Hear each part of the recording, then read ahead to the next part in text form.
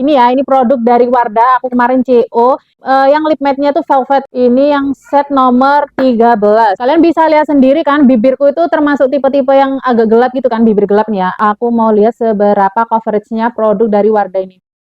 Nih, ini punya aku yang set nomor 13 ya, yang sweet cinnamon ini mau aku pakai buat base-nya dulu.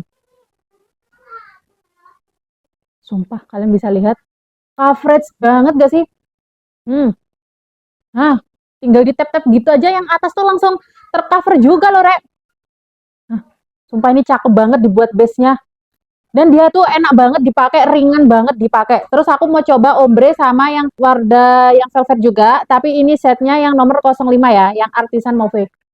Sumpah enak banget, ringan banget dipakai dan rasanya tuh kayak nggak pakai lipstick gitu loh.